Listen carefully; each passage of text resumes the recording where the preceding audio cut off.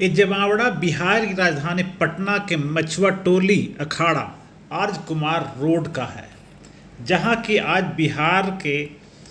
सभी 38 जिलों के प्रतिनिधि आए हैं। ये प्रतिनिधि सभी हैं बिहार निषाद संघ के, क्योंकि पिछले महीने बिहार निषाद संघ के अध्यक्ष इंजीनियर हरेंद्र प्रसाद निषाद का निधन हो गया और उसके बाद ये सीट खाली थी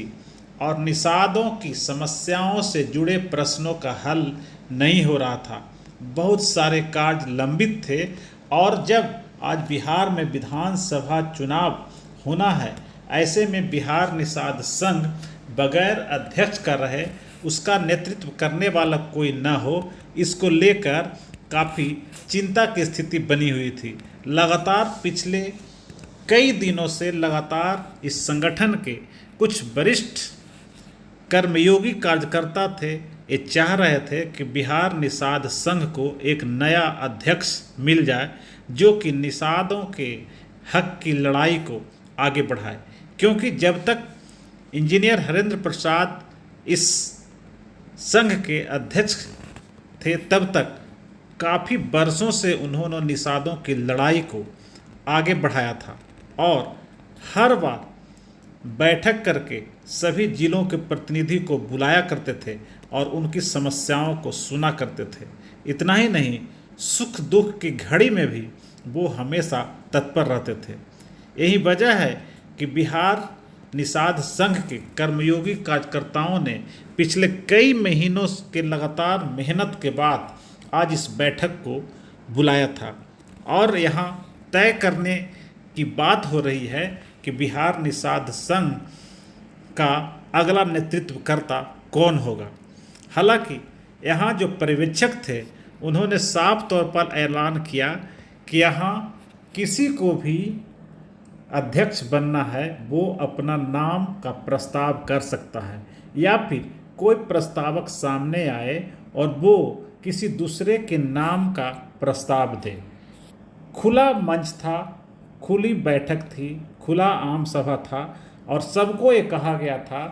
कि जिन्हें अध्यक्ष चुनना है वो सामने आए, क्योंकि अगर निषादों के आरक्षण के सवाल हो या फिर अन्य बाकी समस्याओं की बात हो, जब तक नेतृत्वकर्ता नहीं होगा निषादों की लड़ाई नहीं लड़ी जा सकती।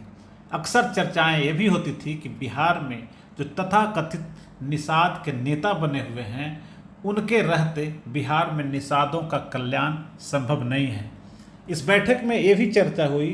कि बिहार में निषाद, केवट, मल्लाह जो अलग अलग उपजातियों में जो बटा हुआ है यह समाज, उस सब को एकीकृत कैसे किया जाए। इन तमाम मसले पर कई घंटे तक चर्चा हुई और उसके बाद सर्वसम्मति से एक प्रस्ताव आया जिसमें अधिवक्ता लाल बहादुर प्रसाद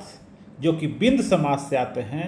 उन्हें अध्यक्ष बनाने की पेशकश की गई, जिसे सभा में ध्वनि मत से सबों ने सर्वसम्मति से पास कर दिया। बाद में पर्यवेक्षक जो हैं इस बात का ऐलान कर दिया कि अब बिहार निषाद संघ का गठन होने के बाद इसका जो अगला नेतृत्व अधिवक्ता लाल बहादुर प्रसाद करेंगे और वही इस संघ को आगे ले जाएंगे और इस संघ की लड़ाई को आगे बढ़ाएंगे। तो अब आप ये भी देख रहे होंगे इस वीडियो के माध्यम से कि लाल बहादुर बिंद के अध्यक्ष चुने जाने के बाद इन्हें लोग बधाई दे रहे हैं। मछुआरा आयोग के जो सदस्य हैं वो भी आज आए हुए हैं खास तौर पर इस संगठन को मजबूत करने के लिए और वो भी बधाई दे रहे हैं। और हम ये भी कहना चाहेंगे कि भले ही बधाई देने वालों की यहाँ लंबी भीड़ है, लेकिन अपेक्षाएं भी अब लाल बहादुर बिंद से लोगों की बढ़ गई है, बिहार निषाद संघ को बढ़ गई है। बिहार निषाद संघ के एक एक कार्यकर्ताओं को खुश रखना इनकी बहुत बड़ी नैतिक जिम्मेवारी आ गई है और दूसरी तरफ जो ये समाज है जो अलग थलग पड़ा हुआ है, एकीकृत इसको करना है, अलग अलग उपजातियों में जो बटा हुआ है इसे भी एकीकृत करने की इनको चुनौती है। और कैसे सबको जो रूठे हुए लोग हैं उनको मनाने की चुनौती भी इनके सामने खड़ी हो गई है। और आज इस चुनाव में दूसरा जो नाम है धीरेन्द्र निषाद, उन्हें भी आज सर्वसम्मति से चुन लिया गया है। उन्हें भी प्रधान सचिव का दायित्व सौंपा गया है और इन्हें भी सर्वसम्मति से चुना गया है। आपको हम ये भी बताते चले कि धीरेन्द्र निषाद वही हैं जो इस संगठन को यहाँ तक पहुँचाने में उनकी अहम भूमिका रही है। और आज इस संगठन में जो भी कुछ हुआ है और जो भी सफलता मिली है, इंजीनियर हरेंद्र प्रसाद निषाद जो आज नहीं हैं और उनके बाद अगर दूसरा कोई नाम है तो वो धीरेन्द्र निषाद का नाम है। इन्होंने भी इस संगठन को फलने फूलने में काफ़ी मदद की है, इसलिए इनसे भी लोगों की अपेक्षाएं और बढ़ गई है। अब देखने वाली बात हो कि लाल बहादुर बिंद या फिर धीरेन्द्र निषाद या फिर बाकी की जो पूरी टीम है वो कैसे बिहार निषाद संघ के एक एक सदस्य की उम्मीदों पर खरा उतरते हैं, इस बात की उन्हें चुनौती होगी। और देखने वाली बात हो कि जब बिहार विधानसभा चुनाव की सुगबुगाहट शुरू हो गई है तो ये लोग अपने आप को कैसे इस्टेब्लिश करते हैं, कैसे स्थापित करते हैं और कैसे बिहार विधानसभा चुनाव के मानचित्र पर अपने आप को स्थापित करते हैं, बिहार निषाद संघ को स्थापित करते हैं। आज का जो प्रेस ब्रीफिंग है, आज की जो बैठक है, बैठक का मुख्य उद्देश्य था निषाद संघ का पुनर्गठन। और पुनर्गठन में हर एक जिला से आदमी को लाया गया, उसके सदस्य हैं जो मेंबर है सबको लाया गया और सबके बीच से बात हुई और सब सम्मति से लाल बहादुर सिंह जी को किया गया, महासचिव के रूप में धीरेन्द्र निषाद जी को किया गया और उन्हें को सुधार दिया गया कि एक कमेटी बना ले, पूरे राज्य की कमेटी बना ले। अब कमेटी बना करके फिर एक दूसरा बैठक करें, उसमें सभी कार्यकारिणी के मेंबर हो, कमेटी हो और समाज का जो भविष्य जैसे समाज का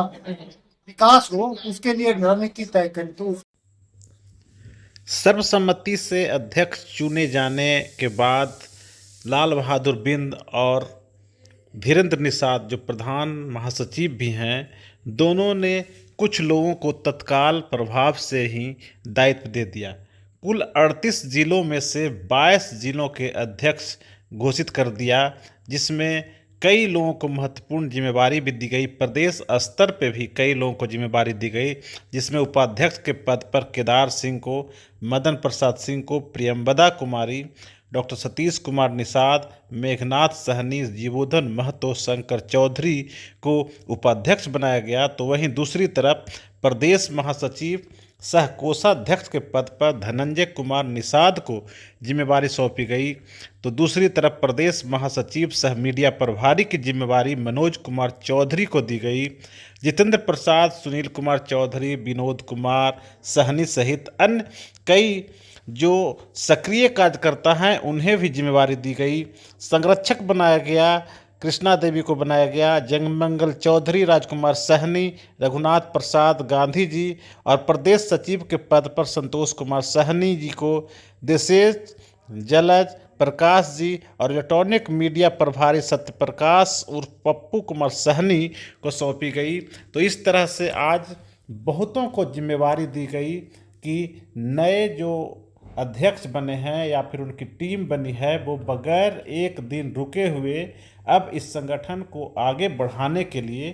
कार्य करें। और यही वजह है कि तत्काल प्रभाव से इन लोगों को इस संगठन को मजबूत करने की जिम्मेवारी सौंपी गई है। और आज अध्यक्ष बनने के बाद अपने पहले संबोधन में ही लाल बहादुर बिंद ने संगठन को मजबूत करने और इस समाज को शिक्षा और स्वास्थ्य के साथ साथ आरक्षण जैसे महत्वपूर्ण मसलों पर गंभीरतापूर्वक विचार करने के साथ साथ गंभीरतापूर्वक लड़ाई लड़ने की भी घोषणा की। उन्होंने कहा कि अब ये समाज किसी भी अन्य समाज से पीछे नहीं रहेगा और हम जी जान लगाकर अपने हक और हमारे समाज की आवाज़ उठाएंगे। आइए अब सीधे सुनते हैं कि अध्यक्ष बनने के बाद लाल बहादुर बिंद ने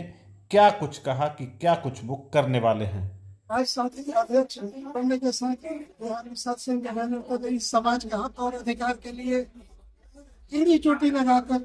जहाँ भी हो, जिस जगह हो, जिस बिंदु पर हो, उसके लिए मैं हमेशा तत्पर और संघर्षरत हमेशा कायम हूँ। जहाँ तक इस समाज के आरक्षण की बात है तो उसके लिए हम लोगों ने अभी जैसे पूर्व वक्ता गार्जियन वंश वैज्ञानिक श्री प्रसाद जी ने जो बोले वो हम लोग अपने स्तर से नहीं किए। उसमें माननीय नीतीश कुमार और सरकार ने ही बोला है कि आप संवैधानिक लड़ाई में, इसलिए हम लोग माननीय उच्च न्यायालय के शरण में गए हैं कि माय लॉर्ड, हम लोगों का हक और अधिकार दिलाने के लिए, देने के लिए सरकार ने आपके चरणों में भेजा है। इतनी बड़ी समस्या है और इतनी बड़ी समाज का समस्या सुनने को ये सरकार तैयार नहीं है, इसलिए आप अपने कलम से और अपने अधिकार क्षेत्र में हम लोग का यह हक और अधिकार की लड़ाई पर कलम चलाइए, क्योंकि ये 2.5 करोड़ प्लस वाली आजादी में जो समाज है उसको असली हक और अधिकार है। अगर आपको ये खबर अच्छी लगी तो चैनल को सब्सक्राइब करना नहीं भूलें और बेल आइकन जरूर दबाएं।